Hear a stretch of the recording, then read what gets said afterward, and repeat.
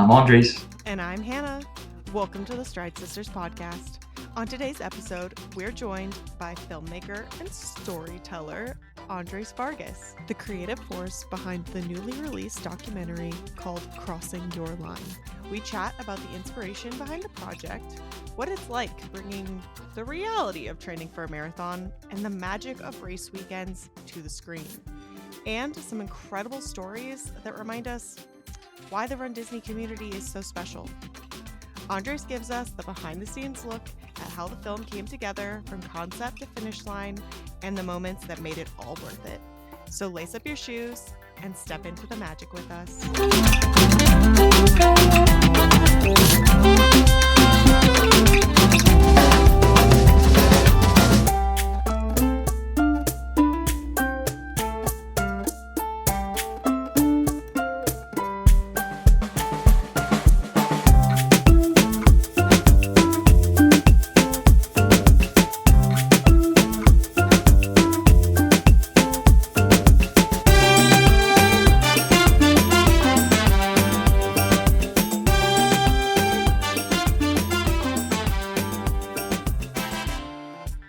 Guys, welcome to the party. Welcome to my first ever solo segment. As you all know, Natalie ran the Chicago freaking marathon. So while she is celebrating and rejoicing and soaking it all up, I'm here by myself to give you the training updates, the countdowns to race weekends, and the news and the fun facts and all the things. So hang in there. If you come back next week, we will have the full race recap for you. All right, so speaking of training, obviously we'll have the ultimate update from Natalie next week. And she does very much appreciate all of the words of encouragement and all the messages you guys sent. They were coming in left and right. And we're just so happy to see the community we've created. And I'm going to say thank you on her behalf. I'm sure she'll say it again next week. My training was non-existent on purpose this week. I am still recovering from my head cold, chest cold, whatever. I've felt physically better. You know that feeling like you get sick, you feel like crud, and then your body hasn't quite caught up to like your head and like I don't know how to say like your insides, but you know the vibe. The vibe of you don't feel sick anymore, but like you can't stop coughing still because all the mucus that was up in your head is now down in your chest and all that jazz. That's where I'm at. I'm still coughing quite a bit. Gonna try and keep it in check for y'all. But if you hear any extra mouth noises or whatever, I'm so sorry. Hopefully this week I'll be able to start running again, and if not, I'm just happy that I'm gonna be well enough to go to Wine and Dine, see my friends, and enjoy the race weekend without fear of feeling really bad, I guess. Hopefully all my vaccinations and this is my inoculation of sickness and we'll make it through. Luckily, no Blister Brigade submissions. You guys are crushing it. So glad to see it. Let's get to the countdown. We have 9 days until Wine and Dine Half Marathon Weekend 2025. If you are running on Tuesdays and Thursdays, that will be 30 minutes for a non-challenge race and 30 to 45 if you are participating in the challenge. We are on training week 10 for the 5K. You have a 30-minute long run this weekend. We're on training week 16 for the 10K with also a 30-minute long run. And then we're on week 17 for the half and challenge. Beginner half has a 3-mile long run, experienced half 4 miles, and challenge also has 4 miles. Natalie is not here to remind you that you need to download your PhotoPass pictures from last year if you haven't yet. If you are an annual pass holder, your year is coming up ASAP. So get those downloaded. Don't forget, I think you'll get one more chance for Natalie to tell you, download your PhotoPass next week. So I hope you're looking forward to that. We have 85 days until Marathon Weekend 2026. 30 to 45 minutes for Goofy, 45 minutes for Dopey, 30 minutes everyone else. 5K, still nothing. 10K, we are on week 5, and you have a 3-mile long run this weekend. We are on week 6 for the half. The beginner half and experienced half both have a 6.5-mile long run this weekend. And we are on training week 16 for Marathon, Goofy, and Dopey. Marathon beginner is 17 miles. Marathon experienced is also 17 miles, wouldn't you know? And the Dopey and Goofy challenges, I know I said those out of order, are a 7 and 17 this weekend. I'm also going to go ahead and point out we will add another training block to this in the coming weeks. Once we pass Wine and Dine, we'll be adding the Marathon Beginner 10-week plan. So if you've been following the Wine and Dine plan up till now and you are running the marathon at marathon weekend, you will transition to that plan and we'll have updates for you as well. We have 107 days until Disneyland Half Marathon Weekend 2026. 30 minutes for not the challenge, 30 to 45 for the challenge. I think you get the gist by now. 5K has not joined the party yet. 10K, we are on week 2. I hope your first week was well. You have a 2-mile long run this weekend. For the half and the challenge, we are on week 3. Beginner half has a 4-mile long run. Experienced half has a 3-mile long run. And the challenge also has a 3-mile long run. We have 135 days until Princess Half Marathon Weekend 2026. And I will also say Tokyo because I'm going to miss you guys so much. I'm so excited, but I'm going to miss you guys. We have 184 days until Springtime Surprise Weekend 2026. Your proof of time deadline, as always, is January 5th, 2026. Now, on to some Disney news. Originally, Natalie and I had planned to talk about Marathon Weekend medals. So this is my apology that we're pushing it out another week. Hopefully you still want to hear our opinions about it by next week, but we can't have a conversation about medals without Natalie. I mean, come on, guys. You know the drill. So just strap in and stick with us. In probably the biggest news, there is a giveaway, sweepstakes, if you will. Yeah, sweepstakes that has begun. If you have ever dreamed of staying in the Cinderella Castle suite in Magic Kingdom, this is your chance. It's real. It does exist. In case you thought it was fake news, it doesn't. It does exist. But you cannot buy your way into that room. It is not possible. It is not for sale. So if you have ever dreamed of staying there, this is basically your only shot, unless basically the only other way to get into the suite is occasionally they will grant wishes to children who make that their wish to stay in the suite. And so I would not wish that on anyone as the reason they get to stay in the Cinderella suite. But by participating in this sweepstakes put on by Charity Buzz and Make a Wish, you can help support those charities, fulfill those wishes for kids, and maybe what your own wish will come true. So they've teamed up to create the ultimate fairy tale escape sweepstakes, where it will allow the winner to stay in the elusive Cinderella's castle suite. The sweepstakes has already begun and runs through February 4th, with the winner being announced on February 5th. There's a variety of like price structure per entry. It is a pay to play situation because, you know, they're raising money for charity. But the max number of entries is 5,000. So take that with, you know, what you will. We also got some news on Rock and Roller Coaster. We obviously already knew that Muppets was taking over G-Force Records. However, we now have, instead of the vague in 2026, we have summer 2026, which is just ever so slightly less vague, still like a 4-month-ish window if you're following like the Farmer's Almanac, I guess. So we've narrowed it down just a little bit, and they have confirmed that Scooter will be featured on the ride as an audio animatronic. So that's very exciting.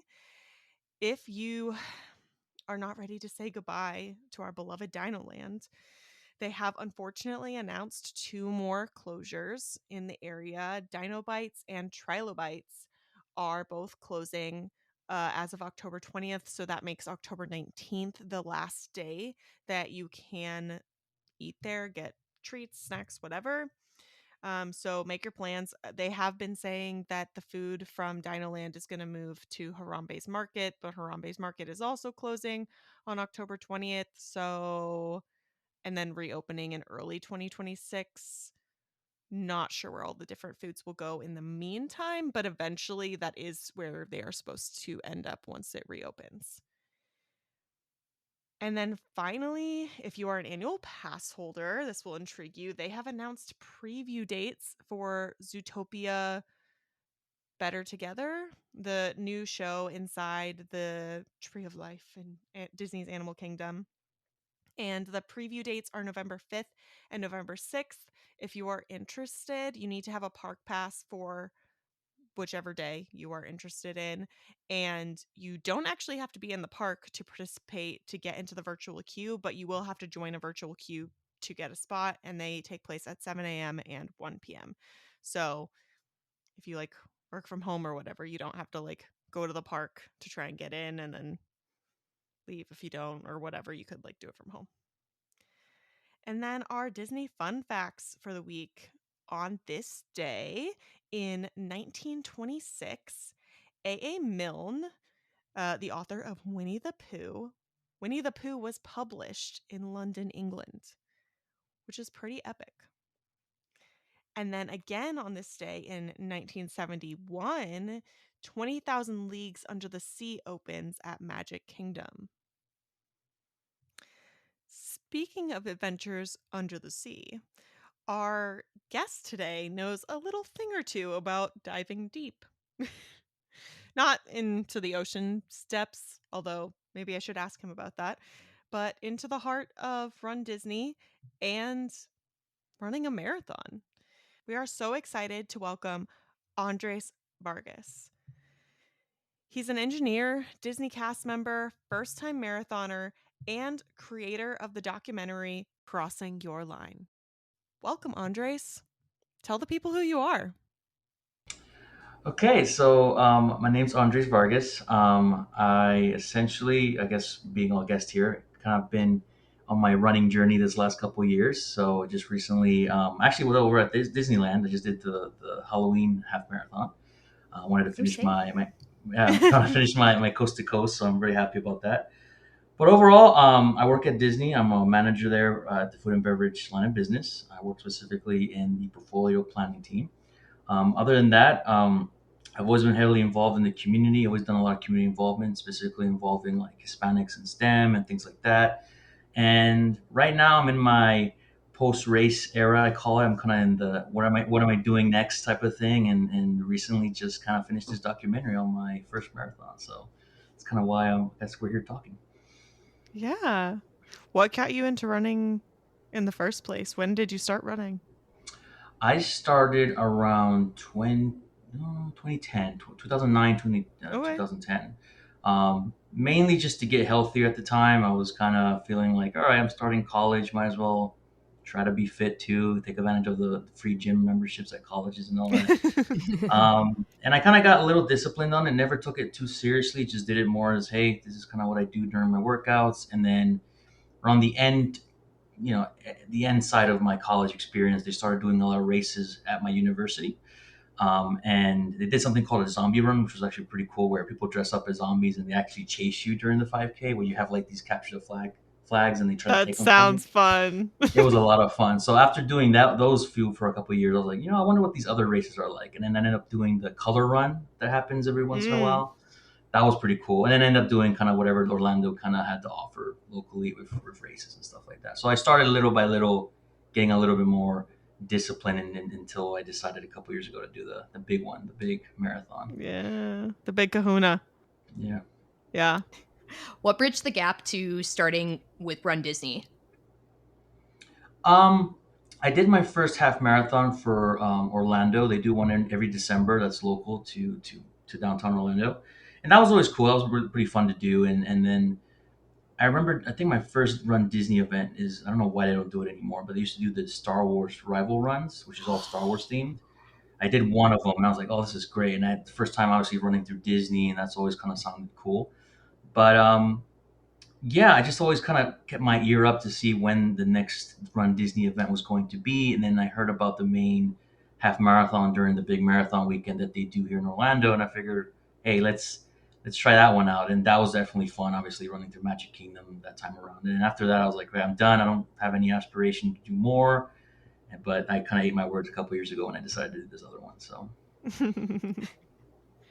It happens to the best of us, actually. Famous last words. Famous last yeah.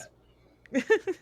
So, what was that unfinished business that you had, or just was it curiosity with the marathon, or what was it that drew you into 26.2?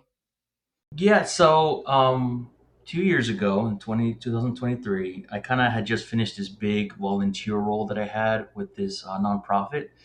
And I had some time on my hands, and obviously that job that position took a lot of time out of my social life, essentially. So um, I was like, I need to do something physical. I want to get back into something where I can use my time wisely, maybe get a little bit more healthier again. And then I started looking at different things like golf, maybe. I don't know, something I can come up with. But I always remembered, like I said, I used to do a lot of running and I used to kind of be a little bit disciplined in it. So I figured, what if I do something that I definitely will have to be committed to, something I definitely, will have to be very, very, disciplined and all that. And initially, I wanted to do the New York Marathon because I started watching videos of people doing it and all the great kind of feelings that they got from it. And I was like, oh man, I don't know, maybe yes, maybe no. And then, long story short, after convincing myself to wanting to do a marathon, I honestly, and I'm sure you guys are aware, it's very hard to get into these big major marathons, and I didn't get into the Mhm. New York one.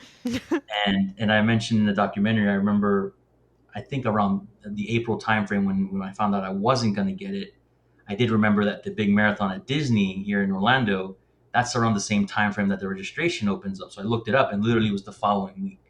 So I remember going into work and just bringing like my phone, my tablet, my work computer, just opening up all the pages, and then luckily I got in. So that was kind of the like kind of what you're feeling, Hannah. It's like, oh great, now I have to do this. So there you go. It's the Disney way. I when I decided to do my very first Run Disney race, it was for the Springtime Surprise 10 miler, and I texted Natalie the morning of registration like, "Hey, I'm thinking about this." She's like, "Well, today's the day." So, Yeah, exactly. And I actually did tell my friends because I was thinking about doing a documentary, but obviously the big piece of it was getting into a marathon. So mhm. literally the same thing. I got in. I texted my friends like, "Oh, I guess this is happening now." So here we go. So Mhm. And what made you decide to do the documentary about it? so when I was watching those early videos of trying to get myself convinced to do it, what I noticed in the ones that I saw were not many talked about the all the training, all the mental fortitude you have to come up with. Like that wasn't Mhm. really covered too much. It just covered the marathon side, which is great. I mean, that's cool. But I was about to go through this experience, so I really wanted to know kind of all the ins and outs I could possibly find out before I started going into this thing. And then when I finished that nonprofit work I mentioned earlier, I ended up starting my own smaller nonprofit for scholarships. And one of our main mottos in there is kind of awarding students who show a lot of perseverance in their lives. And I started thinking, well, maybe there's an opportunity to tell a story of perseverance through this experience I'm about to have with the marathon. Because that's kind of what I kept hearing about the whole, it's all about perseverance. It's all about the mental side of everything. And then little by little, it's ironic because I started watching a lot of documentaries on the side that just were popping up. And I figured maybe there's a chance, even I have no experience whatsoever, we could kind of take this whole documentary approach to this experience. Because I didn't want to do a vlog. I didn't want to do what everyone on YouTube does. I wanted it to give it a little bit more of a quality to it. Mhm. And then that's it. That was kind of the words I ended up having to eat for almost 2 years to kind of get it done. So yeah, Well, if any consolation, I think you crushed it. I awesome. uh Thank I you. teared up at the beginning when you were talking about like at the very beginning of the documentary, you're talking about like why people do the marathon, what inspires them, what's their why, the Yeah. motivation, the more that it is, Hmm. the all that goes into it. And that really, I mean, I think it resonates with everyone, but it really resonated with me because that was a lot of the reason and the motivation behind when I started my small business, the Start Line, because I wanted everyone to feel that support as Yeah. well, because it's a very scary thing to commit yourself to Hmm. anything regardless of the distance, but like to commit yourself to a goal and then to be persevere through it, push through the hard, the good, the bad, the ugly, all of it, and come out the other side. I wanted everyone to feel like they can step up to whatever goal it is that they wanted to do, and like I just really felt that at the beginning. No, I'm relieved because it's weird to be happy when people cry, but like when I Yeah. heard people like get emotional about it, I'm like, good, we're doing we did our job. But I'm glad you said that because that was literally the main thing before even going forward to this. I didn't want to just do something about running. I wanted there to be a little bit of a heart behind it and kind of be able to resonate with runners and non-runners at the same time. So It was great. Did you feel like your like engineering analytical like I don't know, like this is coming from my brain, so you could be like I don't think like that. That like logical like brain helped you along this process of like planning and thinking and like how you told the story? yeah, I didn't want to just I didn't want to just point a camera and then hope that at the end of the day it was all going to work out. Like I wanted to have a plan. I needed to have some idea of what I needed to cover, especially I'm a big nerd in terms of like movies and stuff. So I used to watch as a kid, like the behind the scenes stuff and understanding like all this other stuff. And Mhm. what I figured was I need to have a story with this whole thing. I can't just start shooting everything. So I then started thinking, right, what is the why? What is the thing that will connect me to other people watching this? And then from there, thinking like, all right, how long does this have to be? What would be more reasonable? Do I do it in 4 parts, covering specific segments? So literally what you just said. It's like analytically thinking how to make this thing a reality. And once I had a plan, now let's get creative. Now let's start kind of being a little bit fancy with filming and trying to think of creative ways to tell this story. And so yeah, there was definitely early. I'm the same way. I think it's an engineering thing. It's literally what do we need to do first before we do anything type of thing. So Yeah. Have you ever seen the movie The Holiday? I love that movie. It's our Christmas list. It's in our Okay, family. so like so you know the part in there where Jack Black and like or no. When she's I can't even remember any of the characters' names, even though I watch it multiple times a year, every year. But when they're there and they're talking about making a movie, they talk about the meet cute and they talk about the soundtrack. Like that's a big Yep. part of that movie as well as Yeah. like how the soundtrack makes you feel the Yeah. feels and all Yeah. that jazz. When you were talking about how you're into movies, and I heard on Rise and Run that like you had the soundtrack before you even had the whole thing. Yeah. That's what I was thinking about when you were Yeah. talking. It's funny because as I mentioned in the Run and Rise podcast, like music is a big part of me, everything I do, and it's something I've somewhat trained in a little bit, not too crazily over the years. And um, I got easily inspired once we got off the ground running with this whole thing. Like, all right, what is the training going to look like? What is me crossing the finish line going to look like? But what am I going to feel when I'm doing it and all that? So I Mhm. figured, let me just start writing things to see if maybe I get inspired with what I'm doing. And like I said, I had about 90% of it done before we even filmed it one shot about the whole thing. And it ended up becoming such a great unintentional tool because when we actually started filming things, we already knew what we wanted. We knew exactly what the vibe was going to be, and then when we edited it, just putting the pieces together, and it was easily like it made editing so much quicker and easier.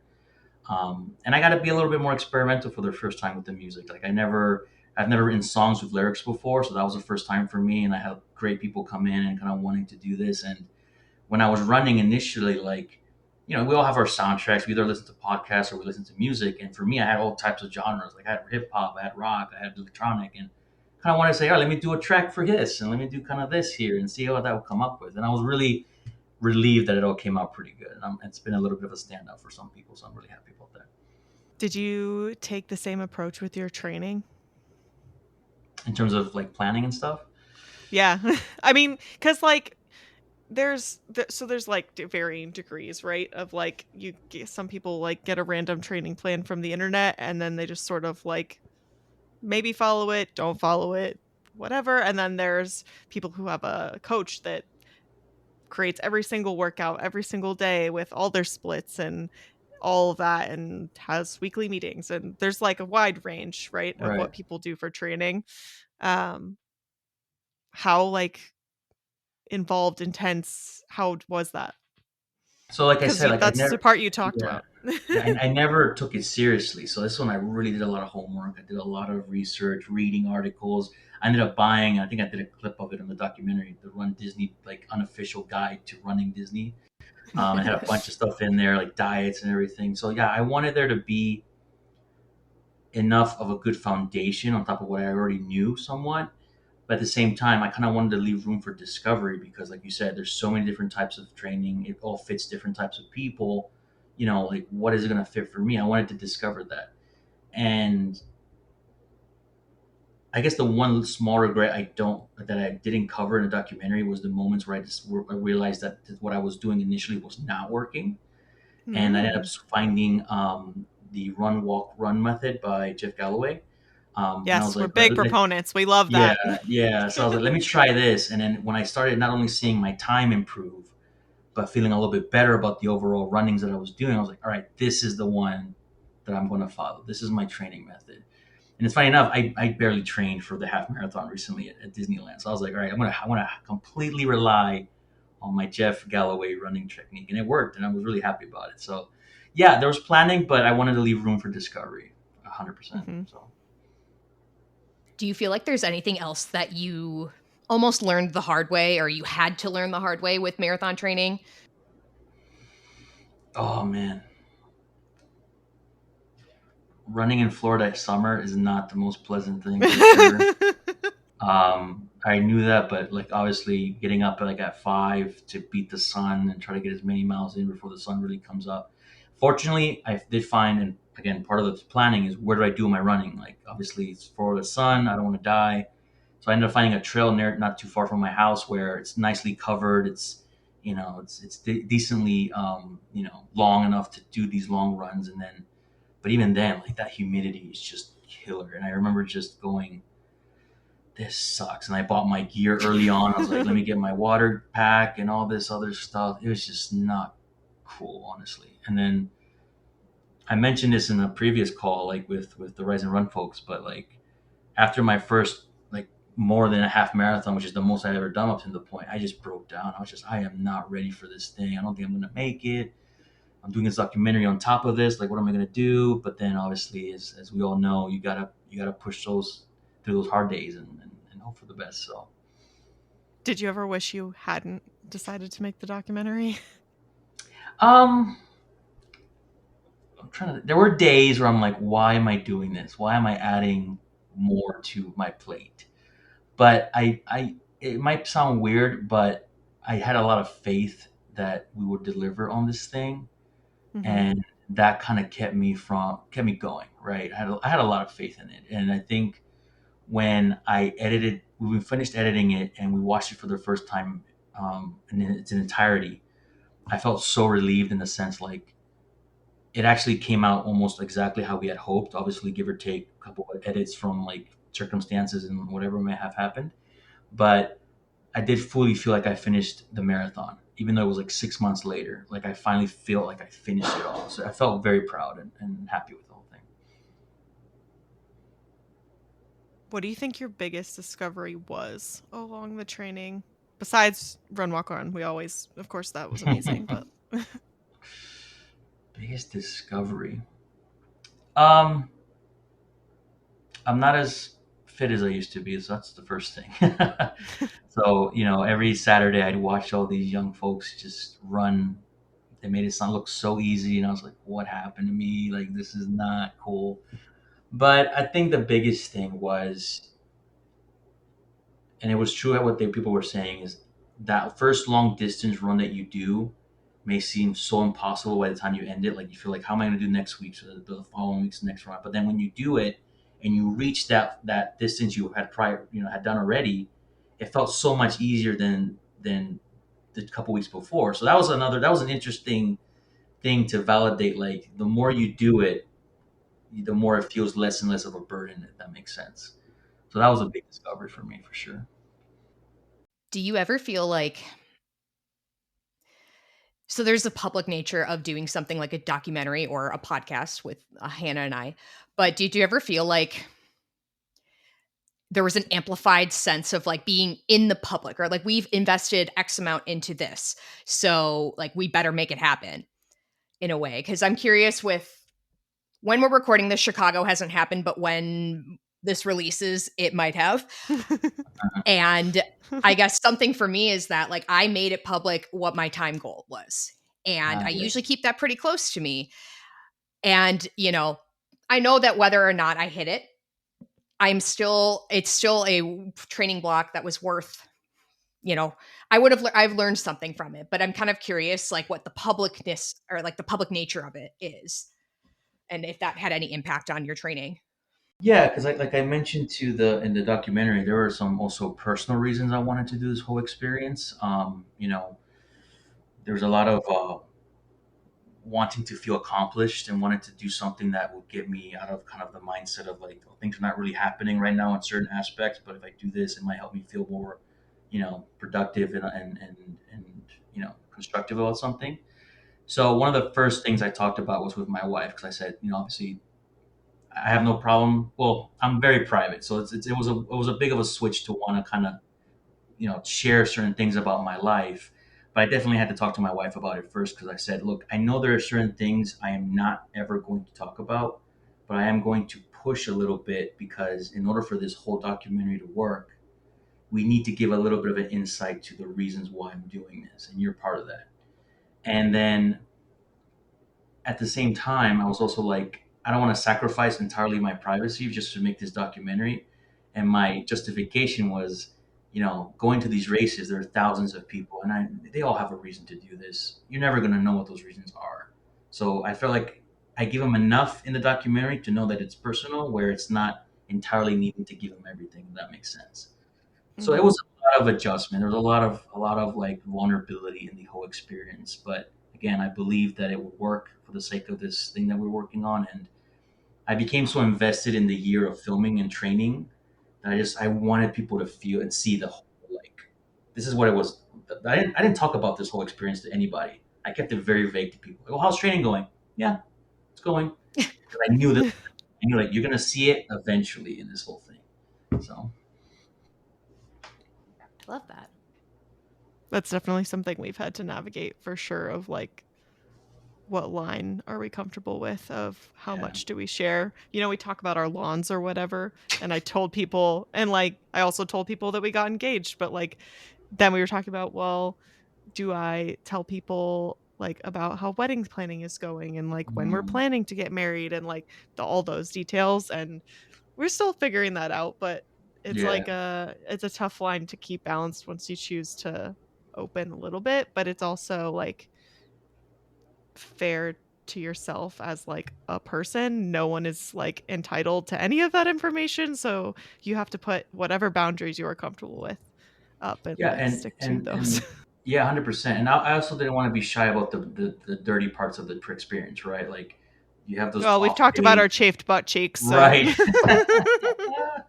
Exactly. So like you want people to be real, and that's one of the biggest compliments I've gotten specifically from the running community who've seen it. It's like you were honest about the ups and downs. Like even if it wasn't even intended, when I talk about having to go to the bathroom literally in the very beginning of the marathon, that happens. Like that's something that happens to people. And it wasn't planned. It was like, crap, I need to go now, literally. So do you know what um my reaction to that was? Which uh, bathroom? So Yeah. which bathroom? yeah, thank God for Norway. That's all I'm gonna say. Like it was Oh, literally right Okay. there. that's a good one.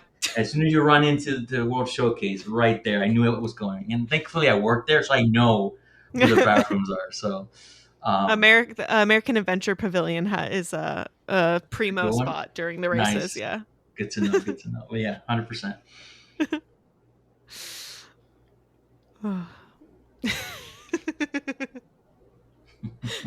Sorry. Kind of along the Memories. Disney. Yeah, true. Everyone, okay, the bathrooms you use during your marathon, just they're special bathrooms, okay? Yeah, yeah, yeah, I can yeah. tell you each one I used during my first marathon, actually also my second and also my third. And I'm Yeah, hoping to go 0 for Chicago, slash porta potty like at mile 14. That's what we're manifesting. there you go. Anyway, kind of along the lines of you work at Disney and kind of your Disney connection. What was it like kind of as a cast member running and documenting the Disney race? Oh, that's a good question. Is there like a I'm handbook for how to handle what you're allowed to talk about, what you're not? Like, not really. I mean, there wasn't anything that I knew I was going to talk about from the work related side. Like I wasn't going to share anything work related, so I didn't mhm. feel like I was coming into this as a cast member. It was more of like just me happened to be doing this. I guess the only thing that I really connected to that was just, personally for me, just being still impressed by the way we just kind of run things here. Like the way they turn the entire area into a race course, and then immediately when it's done, it's like back to normal. I'm like, how do they do this? You know what I mean? You know, that for me was the biggest, like just being impressed by how we just managed to pull things off. But yeah, I was very careful not to want to cross like, oh, I happen to work at Disney, and I don't want to be that. I don't want that to be the focus of the whole thing. It was just about me. Did you run into anyone you knew on course, either running into them or cast members cheering that you knew or recognized? No, I found out yet after the fact. I found out people in my area had run it. I was like, oh, great! I wish I would have had known because it wasn't something that many people knew. And it wasn't because I wanted people to know. It's just something like I like to kind of compartmentalize things because my running life is my running life, my home life is my home life, and working, all that. So Mhm. I think my immediate like leadership and people around me knew about it. So they gave me a goodie bag and things before the race. That was pretty cool. Aw. But no, I didn't really run into anybody. I mean, I was just so focused, and I was so nervous too. Like I was just so in my own head. Because imagine I'm running a marathon, but at the same time I'm thinking about filming things and hoping like my wife made it to Magic Kingdom to film me, and then like there's all these factors that I just had on my mind. I just didn't care about anybody else, to be honest with you. Felt. Yeah, It's like when I lock in and go turbo mode. I'm like, oops, all these things I should be thinking about, like getting some yeah, marathon content. No, I went turbo. So, oopsie. literally, yeah. What was your favorite moment from the marathon that didn't make it into the documentary? Ooh, that's a good question. My favorite moment. Oh man, I had definitely moments that I wish I recorded that were not my favorite. But Well, those are you could share those too. yeah, I mean, definitely like running between Animal Kingdom all the way to Blizzard Beach, like that long stretch is just I was about to say, you mean you wanted to record Western Way as you're running into right, the sun? right. Oh, this is I great hated that part. content. Yeah, That but was my only extended walk break during at the marathon because I my feet were killing me. I stopped my yep, intervals and just told myself like you can walk for a mile if you need yep. to. I just like needed some time to have like a mental conversation with myself, recoup, and I took some caffeine. And by the time I made it to Blizzard, I really had to pee and I really wanted to be done. So then it all kicked in again.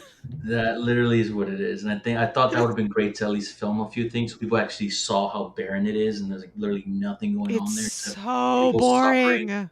Yeah, so at least to show that. But now that I think about it, my favorite is honestly, and I got a little bit of it, but I wish I would have filmed more of like the support from the actual running people.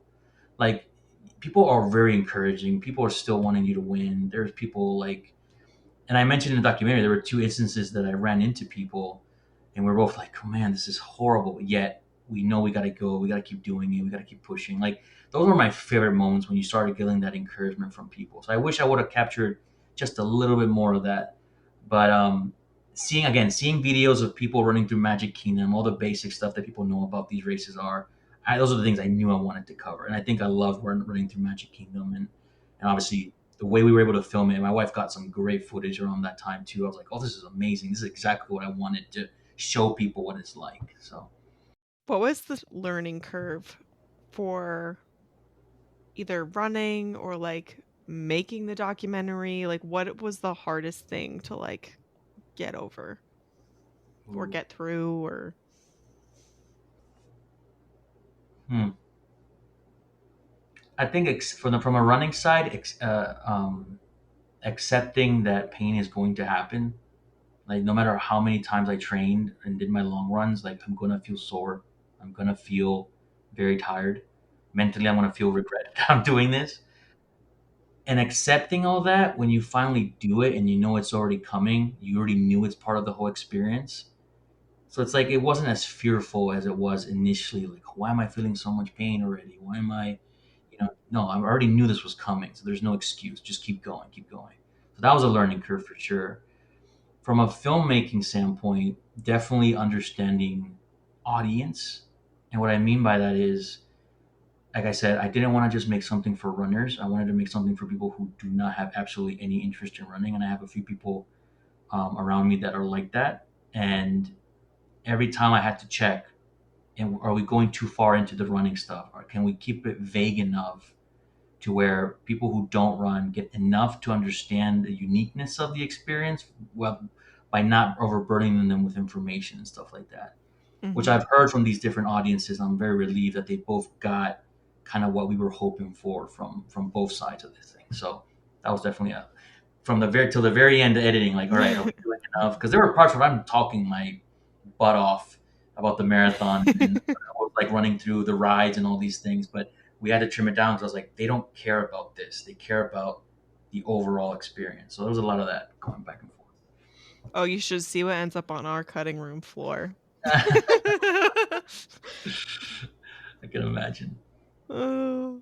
It's like, wow, I don't think you need to know just how loose that toenail is. Like, Oh You man. talked about like the hard stuff, but I remember towards the I think it was the morning of the marathon and you were like, getting there, you got off the bus and you said in the voiceover that the switch of like being excited from being nervous and anxious like never flipped for you. Yeah.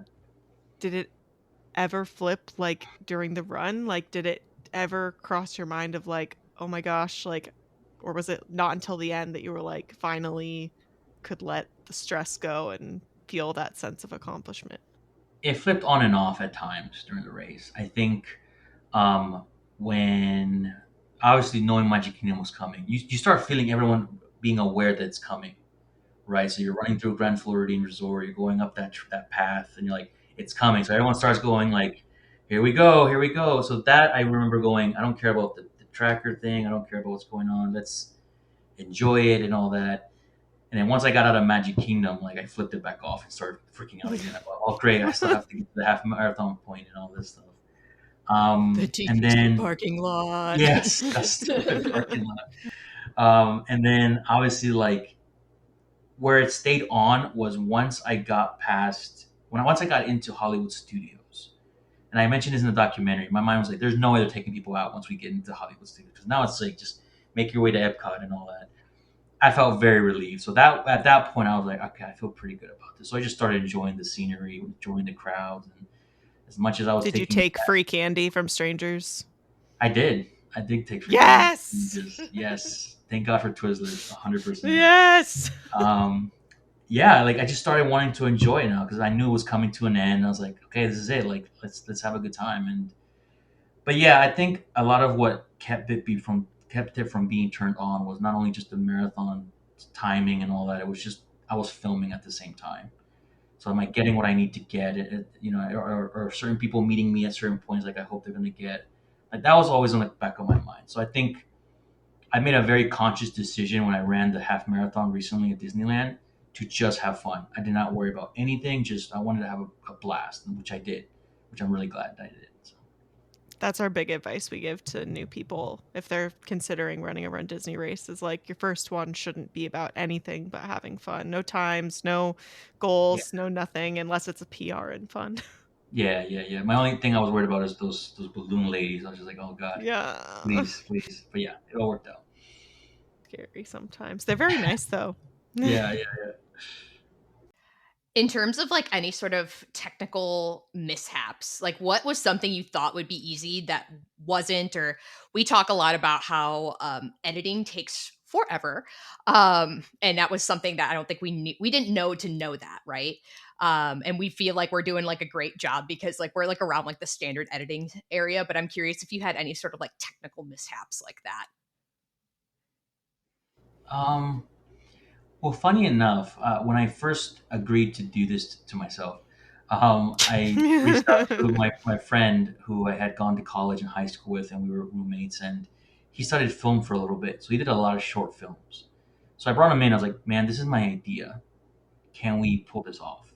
So shout out to John who helped me out with that. So we were able to strategize kind of the filming side. So we had our, you know, our rigs. We shot everything on an iPhone, FYI. So everything was done on an iPhone, nothing fancy. And I'm glad people didn't notice that because they were like, "What camera did you use?" I used my iPhone.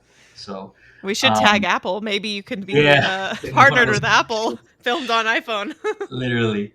Um, I guess technically I had to learn about like frames per second. I had to learn about like what if I want to do slow motion? Well, you got to do it this way. And crap, wait, and I have to remind myself when I'm running, like, okay, I got to do it in this setting because if I do it in an off setting when I'm editing it, it's not all going to be consistent. Like it has to be the same type of quality, I guess. So that's one thing. But the biggest thing was just circumstances. I think for the first three parts of the documentary, maybe more so the first two parts, we had months to film. We had months to plan it. We knew where we were going to go, all this kind of stuff. With the final part with the marathon, like we had one shot. Either we get it or we don't. Hence the pressure of like wanting to get everything. So that was like the amount of planning and like understanding where people need to be in order for us to get what we needed to get was something I didn't anticipate because you have to anticipate the crowd, you have to anticipate the whole I guess logistical side of it. So that was definitely from a filmmaking standpoint. Editing, like I said, I thought so. Funny story though, real quick. When I finally decided we need to now finally put this thing together, this was like June and July. So I was like, all right, I'm gonna give myself a date, August 22nd. That's when we're coming. This thing's coming out regardless, and that was a little bit over a month prior, right? And I figured it's going to be a whole time to edit this thing. This is going to be insane. I don't know if I'm going to be able to do this and whatever. And with the music already being almost done, with everything kind of already been planned out and shot exactly how we wanted, and we planned it, thank God. We finished it in 2 weeks. We edited the whole thing in 2 weeks, honestly. And then we had a month left to promote it and reach out to people like you guys and be like, "Hey, we did this thing and we're happy with it. So let's all watch it and hold hands and all that." Um, so again, I think the planning side really helped me 100% for sure. That's like what I should call high school Hannah and be like, just do the planning. It's gonna be okay. I Yeah, was a really big procrastinator back in the day. yeah, yeah, yeah. What did your friends and family think? You said you kept them in the dark. Were they excited? I'll be honest. A majority of them didn't really. I'm not gonna say they didn't care. They're like, "All right, great, you're running, cool." Oh They no. don't. They don't really know. I guess they didn't understand until eventually the amount of work that went into it. Because I guess they knew that I had done running before. So like, oh, that's cool. That's nice. Medal, cool. But like, not understanding that this is a marathon. This is like a lot of things that go into this. So I did mention the documentary. There were times where like there were a few comments made by certain people that were like, "Why would people do that? Like, why would you Yeah. commit to something that guy?" And I was like, "Wait until you watch, because then you'll understand." Like, and it would bother me a little bit because I was kind of like, I'm doing this because I have my reasons, and I'm trusting that Hmm. you understand that there are reasons why I'm doing this. And I'm glad that when we had a little small watch party with a couple people here at my house, and they were like, I had no idea one about everything that truly does go into this thing, and two, like I get why this was such a big passion thing to get done. Not only the documentary, but like the marathon itself. I'm like, yeah, this was not like a oh, I'm just gonna wake up and do a marathon. This was 2 years of planning and thinking and training and all that. So they were very supportive. I will definitely give credit to people who were very supportive of like knowing that this was coming for me, and they were like giving me words of encouragement and all that stuff. But then when they finally saw the documentary, they were like, "Wow, okay, now I got it." So, and that was again for the audience who have no interest in running. I wanted them to understand what we know of that world. Like, this is why a lot of people, these people do these type of things. So, This is why you can find me up in at 4 in the morning on a Saturday, sweating and talking about how miserable I actually was during that period of time. But it was Right, also really awesome. right, right, exactly. Because people would ask, like, how's your training going? I'm like, I just woke up at 5 a.m. today. I just don't want to talk to anybody. And then now they get it. Now they get it. Now they get Has this experience inspired you to make another documentary, to want to run another race? What's up it. next? So I'm back to my casual running. Like I said, I did Okay. the half marathon recently because I wanted that coast to coast. Might as well get it done. I'm always open to whatever run I'd like to do. If I ever do a full marathon, I'd love to do one of the majors. So I'm gonna be jealous of you, Hannah, as you're running the Tokyo one. A little bit, maybe not entirely, but That's who okay. I knows? think that's fair. Who knows? One day I wouldn't mind down the road because I do want to separate myself after this whole overall experience for the next one. But from a filmmaking side, this for me. This was like a one time. Hey, let's see how I can pull this off. And now that it's come out there and people have responded really well to it, I'm very happy with that. And we submitted it to a couple film festivals, and we're like, well, let's see how that works out here. Let's see if that appeals to anybody, and so we'll see. Um, Yeah.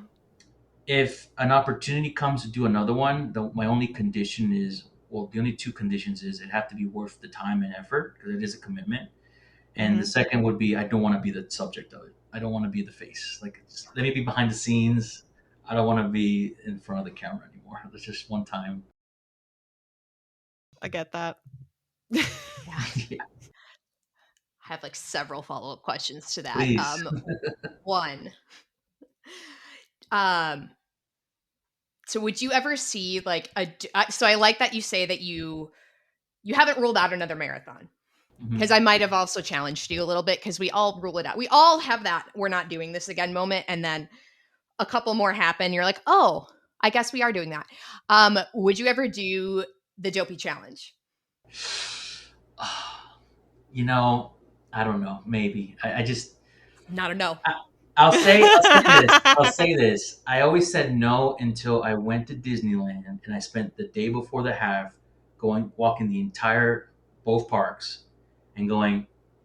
And after finishing the marathon, I think I could survive 2 days, maybe. So maybe, never say Mm. never, but maybe. See, this is all you need. You just need a seed that, Yeah, oh, well, maybe I could. And then in that moment where you think you can is when you sign up, and then you can panic later. But yeah. like, it's definitely a possibility. It's a big Called maybe for sure. There you go. goofy Yeah. supremacy. She says, doing her third dopey this year. Goofy supremacy. There you go. That's awesome. That's really cool. And then also, do you feel like I don't know when you say that you would want to be more on the behind the scenes aspect of I'm not committing you to a sequel, just kind of out of curiosity. Do you feel like you could kind of serve that mentor role in a way? Like maybe you know somebody else who is going to take on their first marathon, and I'm kind of curious what that could look like, and if you feel like because I hung on to every word of anybody who has ever completed a marathon before me when I was training for my very first one. So in terms Mm-hmm. of, I do think that there's a lot of really good advice and just especially the learning curve. I think especially Yeah, sometimes the more and more marathons you do, sometimes you forget about some of the stuff that's just new, like that feeling of going to your when you have your first 15 miler. It's like, oh my god, I have to run farther than I've ever gone yeah, before. yeah, What is that? You know? Mhm.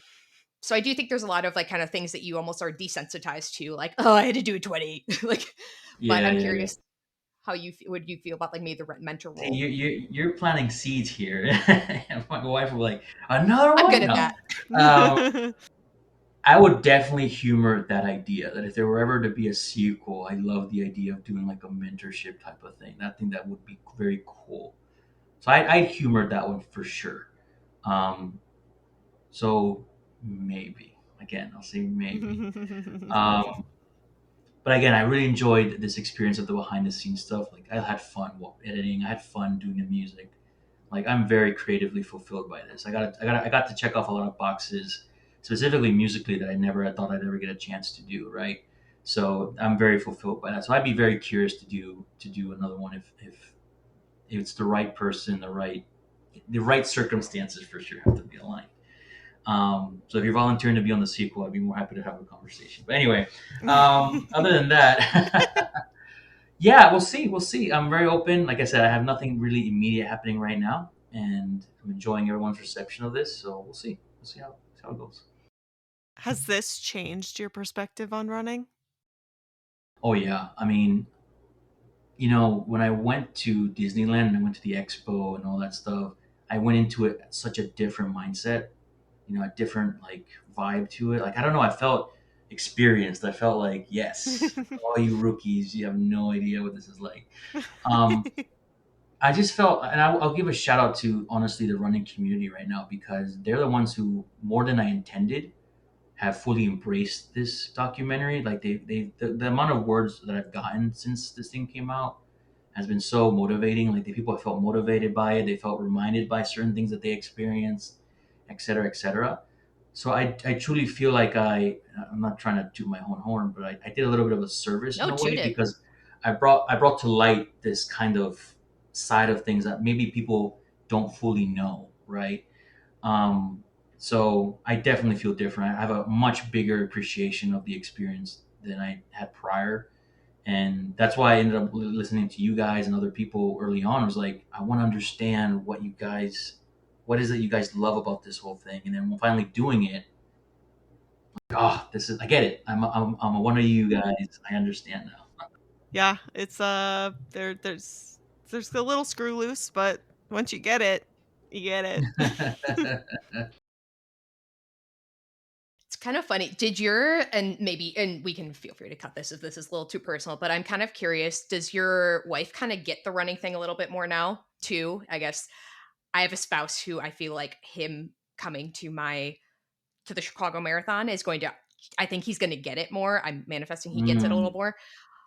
But does she kind of understand it a little bit better now that yeah, I would say 100%. I think, and I mentioned this in the doc, like this experience of her helping me train, and when I mean helping me, like truly being the moral like support of it all. I think she truly understood the appreciation of the work that goes into this. And I think it motivated her to do the 10K that same weekend. So she did her first 10K, and she even after doing the half recently, she's like, one day I would love to do the half. I'm not sure about the full, but maybe the half. I'm like, great. I mean, hey, you know what I went through. You know what's gonna take. Let's do this. seed So there you go. See. planted? So I Baby think steps. her, yeah, I think her understanding that truly kind of made her appreciate the world. And I think when I crossed the finish line, it meant a lot to not just me, for her as well. And um, even when we watch like recently, and this goes back to the question, would I ever do another future race? One that's piqued my interest that I didn't know existed was one that you run the desert. I don't know if you've heard of like the Salves or something like that. Like you literally run. It's like a couple days where you run a specific distance every single day in the desert, right? So you have to carry everything with you. So I'm kind of like that'd be an interesting thing to do maybe one day. But when we were watching these videos and the people would cross the finish line, she'd get emotional because she's reminded of all the work that goes into these things. So 100%, she gets it for sure. I always say there's nothing quite like a marathon finish line. I'd say finish Mhm. lines in general, Mhm. but even as I'm usually sitting there, I try to stay till the last finisher comes in on Marathon Sunday. And there's nothing like it.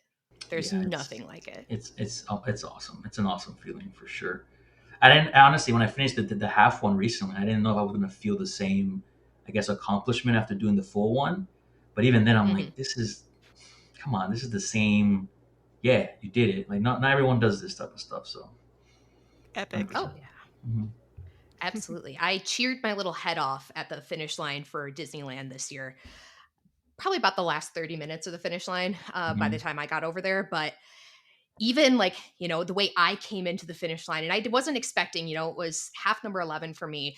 I wasn't expecting to like really be like, damn. And then I did. And then I channeled that energy into losing my voice screeching for people who I didn't know because Yeah. but they were all my friends because Yeah. they're all part of this grand running community. Then that's fantastic to be part Yeah. of. And And the crowds when you start running down that street about to make that turn into the finish line, it's like there's nothing like that. So come on, why not? oh yeah, Hmm. it's so special.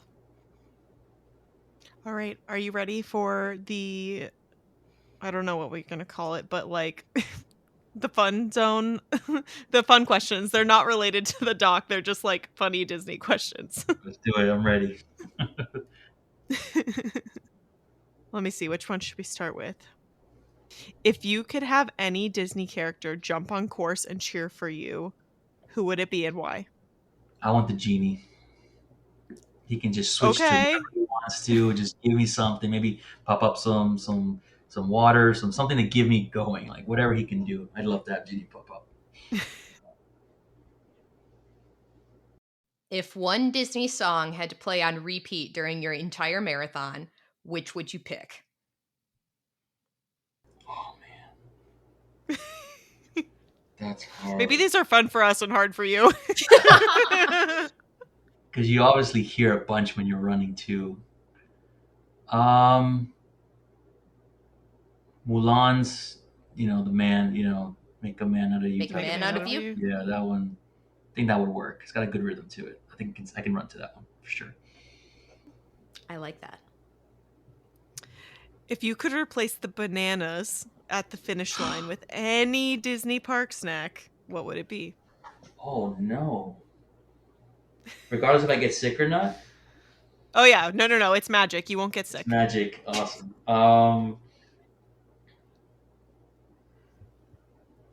It's hard. Ronto wrap. I'll take that. Oh, I'll take that. that's better than any snack box I, right I was there. gonna say ice cream bar, but I realized it was cold that day, so I'm not sure I would want it. But I'll do the Ronto It wrap for was sure. so cold that day. Yeah, for sure. It was I so cold that whole weekend, The except whole the weekend. half. Yeah, yeah. honestly thought you were going to say the frozen banana. Plot twist. But shout out to the bananas because I was feeling very nauseous when I got to that first banana stand, and that helped me. So I gotta give a little bit of credit to that. So for sure. Best banana you'll ever eat. Yeah, Honestly. 100%. I 100%. concur. And my banana at the first banana stop was like half frozen, and I didn't care. Oh. I split the first banana with my fiance. We were running together, and then when we got to the next banana, I was like, "Oh, this is all mine." Nice. That's awesome. If you had to describe the feeling of your first marathon by one Disney ride, which ride would it be? Oh my god. That's a tough one. Oh man. You know, Indiana Jones in Disneyland. Because the first time I rode that, there were so many like this and that. I was like, what is happening? That would be my marathon experience for sure. Like some parts are fun, other parts is like, oh my god, this is not normal. Yeah, I'll say that. That is such a good one. Wow, I don't know if I couldn't have answered that question better myself. If you could design your own Run Disney medal, what character, theme, or attraction would you put on it? I feel like I've thought about this before too. I'm trying to think what that idea was.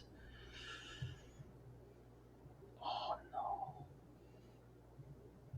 I would have work with me here. I would have each race be specific to one of the movies that were like are about like perseverance in a way. So let's say we have Mulan as one of them, but you Mm-hmm. won't have Mulan in it. You'd have a character like Minnie dressed as Mulan on the medal, and then Oh, you have a Hercules inspired one that have like Donald maybe or Goofy. Like have a theme behind the movie that involves like, kind of how they did the villains, where you had each medal was a villain specific villain.